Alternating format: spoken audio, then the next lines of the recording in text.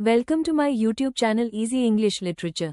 आज हम बात करने वाले हैं touchstone method in English literature के बारे में, तो चलिए शुरू करते हैं।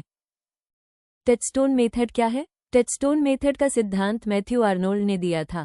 टचस्टोन का मतलब होता है सोने की शुद्धता जांचने वाला पत्थर। इसी तरह आर्नोल्ड कहते हैं कि महान कवियों की पंक्तियों से दूसरी कविताओं की जांच करनी चाहिए। आसान भाषा में समझिए, अगर हमें जानना है कि कोई कविता अच्छी है या नहीं, तो हमें उसकी तुलना शेक्सपियर, मिल्टन, होमर, डांटे जैसे महान कवियों की पंक्तियों से करनी चाहिए। अगर नई कविता उतनी ही गहरी लगे, गंभीर और प्रभावशाली लगे, तो वो अच्छी कविता है।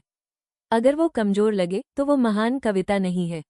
आर्नोल्ड से पहले लिटरेरी क्रिटिसिज्म होता था, बहुत पर्सनल, पसंद और नापसंद पर आधारित, हर क्रिटिक के लिए अलग। आर्नोल्ड पोयम को परखने के लिए एक साफ, आसान और सही स्टैंडर्ड चाहते थे। इसलिए उन्होंने आइडिया दिया कि पास्ट की सबसे अच्छी पोयम को स्टैंडर्ड बनाना चाहिए। टचस्टोन मेथड कैसे काम करता है? प्रोसेस बहुत आसान है। किसी मशहूर कवि की कोई बढ़िया लाइन चुनें। जिस कविता को आप जज करना चाहते हैं उसे पढ़ें।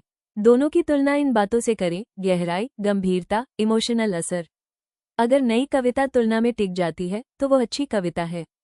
ये तरीका लंबी थ्योरी से बचता है और कविता के सीधे अनुभव पर फोकस करता है। फॉर एग्जाम्पल, मान लीजिए आप पढ़ते हैं मिल्टन की पैराडाइज लॉस्ट की एक लाइन और एक मॉडर्न कविता की एक लाइन। अगर मॉडर्न लाइन फ्लैट लगती है, गहराई नहीं है, आपकी भावनाओं को नहीं छूती, तो ये टचस्टोन टेस्ट में फेल हो जाती है। टचस्टोन मेथड की इंपॉर्टेंस: क्रिटिसिज्म को आसान और प्रैक्टिकल बनाता है। स्टूडेंट्स को पोएम को आसानी से जज करने में मदद करता है। पर्सनल भेदभाव कम करता है। ग्रेट लिटरेचर पढ़ने के लिए बढ़ावा देता है।